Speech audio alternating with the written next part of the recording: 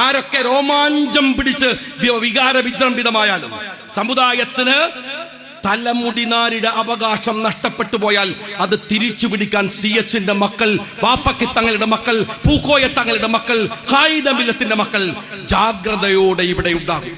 അതിന് നിങ്ങൾ വർഗീയമെന്ന് വിളിച്ചാൽ, നിങ്ങൾ KM ഷാജിയെയും ലീഗിനെയും മാത്രം വർഗീയമെന്ന് പറഞ്ഞാൽ മതിയാവില്ല. മന്നത്ത് പത്മനാഭനെ വിളിക്കേണ്ടി വരും, മഹാനായ ഗുരുദേവനെ വിളിക്കേണ്ടി വരും, നിങ്ങൾ അയ്യങ്കാളിയെ വിളിക്കേണ്ടി വരും.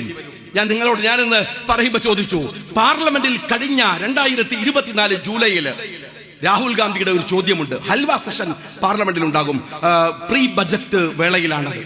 ആ സമയത്ത് രാഹുൽ ഗാന്ധി ചോദിക്കുന്നുണ്ട്, ഇങ്ങനെ നോക്കിയിട്ട് എവിടെയാണ് ഈ രാജ്യത്തിന്റെ 90%? എവിടെ? അവരെവിടെയാണ്? അവരെ കാണില്ലല്ലോ. 90% വരുന്ന SC ST മുസ്ലിങ്ങൾ, പിന്നോക്ക വർഗങ്ങൾ അവരെവിടെയാണ്? ഇവിടെ 2% പോലുമില്ല. 2 പേരുണ്ടായിരുന്നു ഇവിടെ, ഫോട്ടോയിൽ അവരില്ല. രാഹുൽ ഗാന്ധി വർഗീയവാദിയാ? രാഹുൽ ഗാന്ധി ഈ രാജ്യത്തിലെ പിന്നോക്ക വർഗങ്ങൾക്ക് വേണ്ടി സംസാരിച്ചവൻ വർഗീയവാദിയാ ആണോ? EM ശങ്കരന്റെ മുതിരിപ്പാടിന്റെ ഭാഷയിലാവാം. ഞങ്ങൾക്ക് ഈ രാജ്യത്തിലെ പിന്നോക്ക വർഗങ്ങളുടെ അവകാശങ്ങൾക്ക് വേണ്ടി നിൽക്കുന്നത് മറ്റൊരു വിഭാഗത്തെയും വേദനിപ്പിച്ചുകൊണ്ടല്ല.